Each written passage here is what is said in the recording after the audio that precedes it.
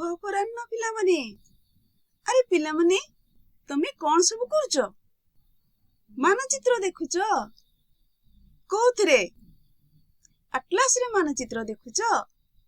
के मानचित्र देखुच? इत्ते सारा मानचित्र देखुच? ठीक करिच, तमे बहुत सुंदर काम करूच। तेबे चलो आमे ई मानचित्र उपरे आहुरी अधिक जानिबा ना नहीं? निश्चित जानिबा। ठीक अछि।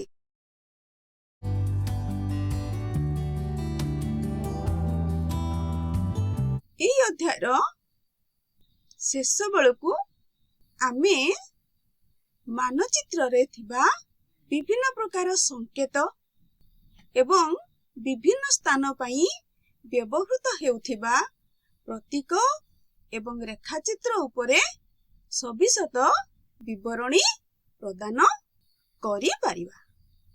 अच्छा पिलामाने तुमको मु गोटे कथा पचारि। तमे एबे मानचित्र देखुथिलो। अच्छा कहिलो देखि सी मानचित्र रे घर, रास्ता, पोलो, बंध ए सब को कोन दर्शाई परिबो? ना, बिल्कुल नुहे। ए सब को आमे सीधा सड़क भाबरे मानचित्र रे दर्शाई परिबा नाही। तेनु मानचित्र रे घर, रास्ता, मंदिर एवं वृक्ष आदिर तथ्य सटीक भाबे दर्शा जाई न थाए। किंतु आमे कोन ताहले एई जिंसर बा एई सब घर, रास्ता, मंदिर, वृक्ष आदिर तथ्य हासिल करिबा नहीं? निश्चय करिबा। किंतु ताहा मानचित्र रे देखाई परिबा नहीं। सिथि पई एई विषय गुडी को किछि अक्षर, छायाचित्र, चित्र और रेखा द्वारा प्रदर्शित करा जाए। पुणी कौन होई थाए ना भिन्न विषय को भिन्न भिन्न संकेत माध्यम रे दर्शा जाई थाए। तबे आसो आमे देखिबा मानचित्र रे एई संकेत गुडीकर कौन भूमिका रहिछि। कि आमे जानिबा केतेक साधारण स्थान जहा कि मानचित्र रे प्रदर्शित होई था। यह होची रास्ता। रास्ता विभिन्न प्रकार होई थाई पारे। पक्का रास्ता बा कच्चा रास्ता होई पारे। सेही परी धार्मिक स्थल, मंदिर, गिरजा, मस्जिद आदि धार्मिक स्थल। सीमा ताहा अंतर्जातिक सीमा रेखा होई पारे। राज्य बा प्रादेशिक सीमा रेखा होई पारे। पुणी जिला सीमा रेखा होई पारे। पुणी सेही परी जल स्रोत, नदी, कुओ, पोखरी, केनाल, पोलो भली जल स्रोत। तापरे आस देखिबा रेलपथ। रेलपथ पुणी ब्रॉड गज, मीटर गज एवं सेथिरे पुणी रेलवे स्टेशन बा रेल स्टेशन रो संकेत व्यवहार होई थाए। आपरे आमे देखिबा साधारण सेवा जहा कि डाकघर, थाना, डाक एवं तार ऑफिस। यहाँ परे आस देखिबा एई भली साधारण स्थान मानक पई मानचित्र रे व्यवहृत हेउथिबा विभिन्न प्रकार संकेत। एई देखो एई भली संकेत कोन तुमे आगरु देखिथिलो कि? देखि नथिलो? तबे एबे देखो। मु या पूर्वरु कहिथिली रेल रास्ता, रास्ता, सीमा, नदी सेथिने पुणी विभागीकरण होइथिला। जेमिति कि रेल रास्ता, ब्रॉड गज, मीटर गज, रेल स्टेशन। एठी देखो भाग भाग करी प्रथम ब्रॉड गज पई एक प्रकार संकेत, मीटर गज पई संकेत एवं रेलवे स्टेशन पई देखो सेठी लेखाइछि आरएस अर्थात रेलवे स्टेशन। यार संकेत मध्य अलगा अछि। एई संकेत रु आमे देखि ताहा की प्रकार स्थान ଆମେ ଜାଣି ପାରିଥାଉ। ଠିକ ସେଇପରି ଦେଖ ପିଲାମାନେ, ରାସ୍ତା। ରାସ୍ତାର ପକ୍କା ରାସ୍ତା ଅଛି, କଚା ରାସ୍ତା ବା ମାଟି ରାସ୍ତା ଅଛି। ପକ୍କା ରାସ୍ତା ପାଇଁ ଦେଖ ପିଲାମାନେ, ଅଲଗା ସିମ୍ବଲ ଅଛି ବା ସଂକେତ ଅଛି ଏବଂ କଚା ରାସ୍ତା ପାଇଁ ମଧ୍ୟ ଅଲଗା ସଂକେତ ବ୍ୟବହାର କରାଯାଇଛି। ପୁଣି ଦେଖ ପିଲାମାନେ, ସୀମା। ମୁଁ କହିଥିଲି ନା, ଆନ୍ତର୍ଜାତିକ, ପ୍ରାଦେଶିକ ଏବଂ ଜିଲ୍ଲା। ଆନ୍ତର୍ଜାତିକ କହିଲେ ଆମେ କଣ ବୁଝୁଛୁ ପିଲାମାନେ? ଠିକ କହିଛ, ଦେଶ ଦେଶ ମଧ୍ୟରେ ଯୋଉ ସୀମାରେଖା ଥାଏ ତାହେଲେ ଆନ୍ତର୍ଜାତିକ ସୀମାରେଖା। ତା ପାଇଁ ଦେଖ ପ୍ରଥମ ସଂକେତଟି ବ୍ୟବହାର ହୋଇଛି। ତାପରେ ରାଜ୍ୟ ସୀମାରେଖା ପାଇଁ ବ୍ୟବହାର ହୋଇଛି ସଂକେତ ଏବଂ ଜିଲ୍ଲା ସୀମାରେଖା ପାଇଁ ଅଲଗା ପ୍ରକାରର ସଂକେତ ବ୍ୟବହୃତ ହୋଇଛି। ତାପରେ ଦେଖ ପିଲାମାନେ, ନଦୀ, କୂଅ, ପୋଖରୀ, କେନାଲ ଏବଂ ପୋଲ। ଭିନ୍ନ ଭିନ୍ନ ପ୍ରକାରର ସଂକେତ ଅଛି। ତୁମେ ଲକ୍ଷ୍ୟ କରୁଥିବ ପିଲାମାନେ, କୌଣସି ସ୍ଥାନର ଆକୃତିକୁ ସାମାନ୍ୟ ସାମଞ୍ଜସ୍ୟ ରଖାଯାଇ ତା ସପକ୍ଷରେ ସଂକେତ ଗୁଡ଼ିକୁ ତିଆରି କରାଯାଇଥାଏ। ପୁଣି ଦେଖ, ମନ୍ଦିର, ଗିର୍ଜା, ମସଜିଦ। ତମେ ଏଇ ସଂକେତ ଦେଖି ଜାଣିପାରୁଥିବ ନିଶ୍ଚିତ ଭାବରେ। ପ୍ରଥମଟି ହେଉଛି ମନ୍ଦିରର ସଂକେତ, ଦ୍ୱିତୀୟଟି ହେଉଛି ଗିର୍ଜାର ସଂକେତ ଏବଂ ତୃତୀୟଟି ହେଉଛି ମସଜିଦର ସଂକେତ। ତାପରେ ଦେଖ, ଡାକଘର, ଡାକ ଓ ତାର ଅଫିସ ଆଉ ଥାନା। ଯେମିତିକି ତୁମର ପୋଷ୍ଟ ଅଫିସ, ପୋଷ୍ଟାଲ ଆଉ ଟେଲିଫୋନିକ ଅର୍ଗାନାଇଜେସନ ଆଉ ପୋଲିସ ଷ୍ଟେସନ। ଜନବସତି ଆଉ ଶ୍ମଶାନ। ଏହା ପାଇଁ ମଧ୍ୟ ଅଲଗା ଅଲଗା ସଂକେତ ବ୍ୟବହୃତ ହୋଇଛି। ଏହା ପରେ ଆସ ଦେଖିବା ଗଛ ଆଉ ଘାସ। ଗଛ ପାଇଁ ଦେଖ, ଠିକ ଗଛ ଭଳି ଟିକେ ଟିକେ ସଂକେତ ଗୁଡିକ ଦେଖାଯାଉଛି ଏବଂ ଘାସ ପାଇଁ ମଧ୍ୟ ସାମଞ୍ଜସ୍ୟ ରଖାଯାଇ ସଂକେତ ବ୍ୟବହାର କରାଯାଇଛି। ତାହେଲେ ତମେ ମାନେ ବହୁତ ସହଜରେ এই ସଂକେତ ଗୁଡିକ ଦେଖି ମାନଚିତ୍ରରେ এই ସବୁ ସ୍ଥାନକୁ ତାର ଆକୃତି, ପ୍ରକୃତି ଏବଂ ସ୍ଥାନର ଅବସ୍ଥିତିକୁ ତମେ ନିରୂପଣ କରିପାରିବ। ତେବେ ଆଗକୁ ଯିବା।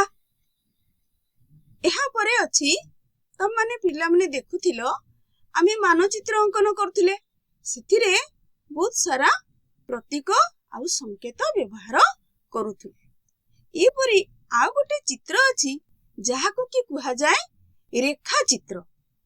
ତା ବିଷୟରେ ଆମେ ପରବର୍ତ୍ତୀ ସମୟରେ ଆଲୋଚନା କରିବା। ଏବେ ଆସ ଦେଖିବା କିଛି ସଂକେତ ଏବଂ ତାର ବ୍ୟବହାର।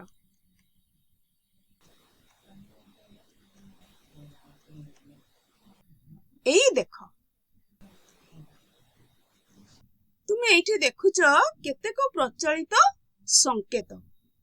ତୁମେ ଜାଣିଛ ଆମର ସମଗ୍ର ବିଶ୍ୱ, ଯାହାକୁ କି ଆମେ କହୁ ଆନ୍ତର୍ଜାତିକ ସ୍ତର, ଏବଂ ସମଗ୍ର ବିଶ୍ୱ ପାଇଁ ମାନଚିତ୍ର ଅଧ୍ୟୟନରେ ଗୋଟେ ସ୍ୱତନ୍ତ୍ର ଭାବରେ କଣ କରାଯାଇଥାଏ ନା ପ୍ରଚଳିତ ସଂକେତ ବ୍ୟବହାର କରାଯାଇଥାଏ। ଆମେ ଅନ୍ୟ ଦେଶର ଭାଷା ଶିଖିନଥିଲେ ମଧ୍ୟ ମାନଚିତ୍ରରେ ସେଗୁଡ଼ିକର ସଂକେତକୁ ଦେଖି ସେ ଦେଶର ଭୌଗୋଳିକ ସ୍ଥିତି ଏବଂ ତାର ଆକୃତି, ଆକାର ସମ୍ବନ୍ଧରେ ଭୌଗୋଳିକ ଜ୍ଞାନ ହାସଲ କରିପାରୁଥାଉ। ଏଇଠି ଆମେ ଆସ ଦେଖିବା ପିଲାମାନେ, ଏଠି ଦେଖ ଲେଖା ହେଇଛି ରଙ୍ଗ ଆଉ ସୂଚକାଙ୍କ।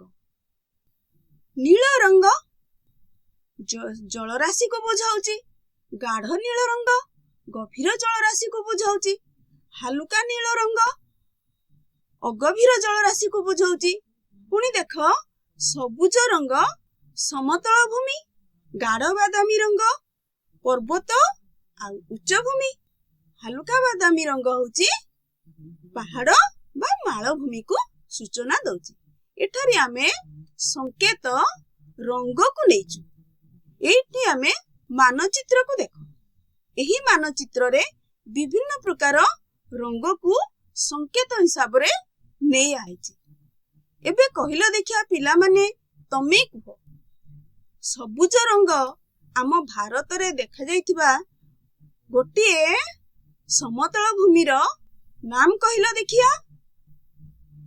ସୁନ୍ଦର କହିଛ, ଗାଙ୍ଗେୟ ସମତଳ ଭୂମି, ଯାହାକି ଉତ୍ତର ଭାଗରେ ଅଛି। ଦେଖ, ଏହାପରେ କହିଲ ଦେଖିଆ, ଗାଢ ନୀଳ ରଙ୍ଗ ଦର୍ଶାଯାଇଥିବା ଏଇ ମାନଚିତ୍ରରେ ଗୋଟିଏ ମହାସାଗରର ନାମ କହିଲ। ଠିକ କହିଛ, ଭାରତ ମହାସାଗର। ତୁମେ ଦେଖୁଥିବ ଆମ ଭାରତର ଉପକୂଳ ଅଞ୍ଚଳରେ ହାଲୁକା ରଙ୍ଗର ନୀଳ ରଙ୍ଗ ବ୍ୟବହାର କରାଯାଇଛି। ତାହା ହେଉଛି ଅଗଭୀର ଜଳରାଶି। ଠିକ ସେହିପରି ଦେଖ, ଗାଢ ବାଦାମୀ ରଙ୍ଗ ପାହାଡ ପର୍ବତକୁ ସୂଚନା ଦେଉଛି। ଆଚ୍ଛା କହିଲ ଦେଖିଆ, ଆମ ଭାରତରେ ଗୋଟେ ପାହାଡ ପର୍ବତର ନାମ କହିଲ ଦେଖିଆ। ସୁନା ପିଲା, ହଉଛି ହିମାଳୟ ପର୍ବତମାଳା। ସିଆଡେ ଦେଖ, ପର୍ବତମାଳା ହୋଇଥିବାରୁ ସେଠି ଗାଢ ବାଦାମୀ ରଙ୍ଗ ଦିଆଯାଇଛି। ଏବଂ ତଳକୁ ଦେଖ ପିଲାମାନେ, ହାଲକା ବାଦାମୀ ରଙ୍ଗ ଦିଆଯାଇଛି, ଯାହାକି ପାହାଡ ଆଉ ମାଳଭୂମିକୁ ଦର୍ଶାଯାଇଛି। ଏଥର ବୁଝିପାରିଲେ ତ ପିଲାମାନେ, କେମିତି ରଙ୍ଗକୁ ଆମେ ସଂକେତ ହିସାବରେ ବ୍ୟବହାର କରିଛନ୍ତି ମାନଚିତ୍ରରେ? ବଢିଆ କଥା। ତେବେ ଆମେ ଆଉ ଟିକେ ଆଗକୁ ଯିବା। ଏଇଠି ଦେଖ, ମୁଁ ଯୋଉ କଥାଟି ବାକି ରଖିଥିଲି, ରେଖାଚିତ୍ର ଆଉ ଚିତ୍ର ସାହାଯ୍ୟ। ଆମେ ଏତେ ପର୍ଯ୍ୟନ୍ତ କେବଳ ମାନଚିତ୍ର ବିଷୟରେ ଆଲୋଚନା କରୁଥିଲେ, କିନ୍ତୁ ଏବେ ଆମେ ଯାହା ଆଲୋଚନା କରିବା ତାହା ହେଉଛି ରେଖାଚିତ୍ର, ଏବଂ ତାହା ମାନଚିତ୍ର ନୁହେଁ।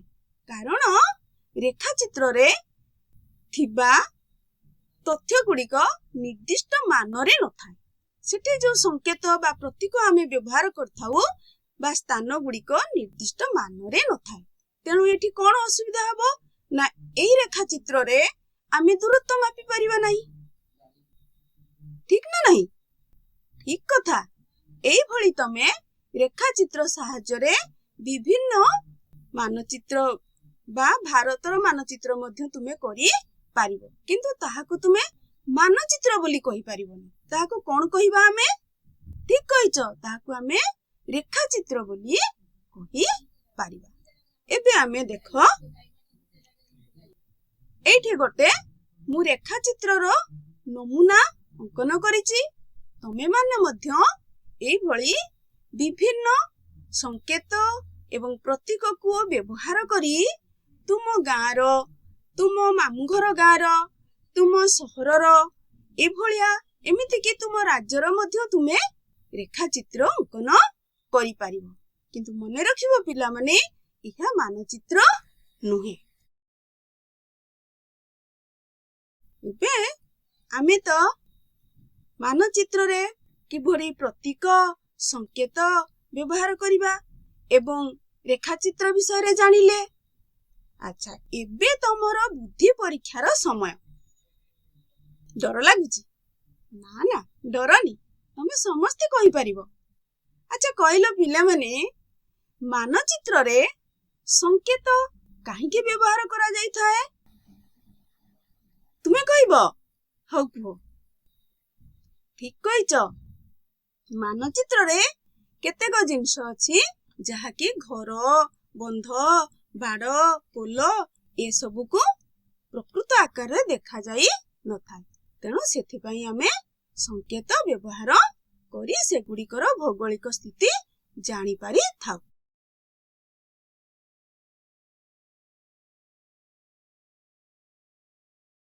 ଏବେ ପିଲାମାନେ, ତମେ ସୁନ୍ଦର ଭାବରେ ଅଂଶଗ୍ରହଣ କରିଛ, ଭଲ ଭାବରେ ମୋର ପ୍ରଶ୍ନ ଗୁଡ଼ିକର ଯଥାଯଥ ଉତ୍ତର ଦେଇଛ। ତେଣୁ ତମ ପାଇଁ ମୋ ତରଫରୁ ବହୁତ ବହୁତ ବହୁତ ଧନ୍ୟବାଦ।